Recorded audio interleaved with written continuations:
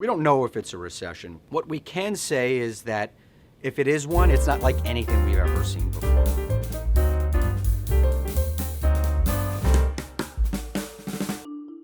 If you look at every US recession, well, since World War II, you'll see two things always happen.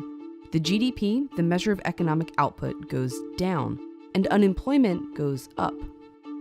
For most Americans, when do you feel a recession? It's when you're still worrying about your job. Now let's look at today. The GDP is going down. Even the head of the Federal Reserve says a recession is certainly a possibility. But the unemployment rate, it's actually falling. More people are getting jobs, not losing them. We don't know if it's a recession. What we can say is that if it is one, it's not like anything we've ever seen before. Here's why. The reason the GDP and unemployment are always together is because they feed on each other. When businesses lay off workers, people spend less money, which means businesses make fewer profits and lay off workers. A recession can begin at any of these points, and in 2022, people could cut back on spending. Just look at consumer sentiment, a measure that weighs how people are feeling about the economy and whether they plan to spend money soon. Generally, when people respond that they feel more pessimistic, a recession follows. And right now, they're feeling about as good as during the Great Recession in 2008, thanks to inflation. Not a great sign for the GDP. If people are frustrated by high inflation, if they think inflation is going to stick around for a while, they might pull back, convince companies to cut back, and that leads to worse outcomes for the economy. But businesses are in a different place than past recessions.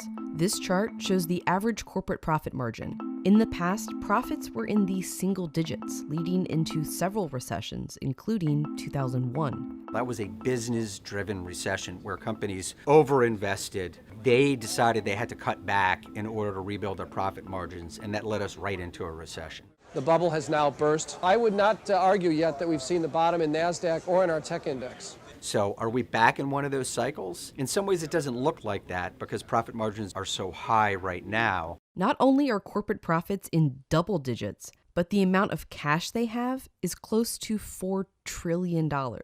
Analysts say that's a significant downturn buffer. They might just decide they can weather this storm and not lay off workers and not cut back on investment and kind of get us to the other end of this adjustment without a big retrenchment that feeds on itself. And companies have an incentive to not lose any workers because many are having problems finding workers in the first place. It's a really unique time in the job market. The labor force participation rate is as low as it's been in 40 years. And it isn't all due to the pandemic. The rate has been declining for a long time. You can see it in the unfilled job rates too. As more people leave the labor force, the more job positions become available. Add in a pandemic, and that's a lot of jobs. 11 million jobs are out there that they just can't find people to fill. Now, to put that in perspective, if you look back at, say, 2019, when the economy was considered to be exceptionally strong, unfilled job openings were 7 million. So, like, here we are talking about a downturn in the economy, and we have 4 million more jobs open than we had even at the height of the last expansion. So you have to ask yourself the question, why is that? Why is that happening? One answer is that there's generational change happening in the economy. We have millions of baby boomers who are retiring. So there's just not as many workers out there. It's also been the case that there's just been really strong demand for goods and services, in part because of all the stimulus that was pumped into the economy during the pandemic. And so that combination of labor shortages and strong demand created this really robust job market. And it's this robust job market that could make a 2022 recession, if one develops, so different. After past recessions, there was what was called jobless recoveries, where GDP began to grow back, but companies continued to lay off workers.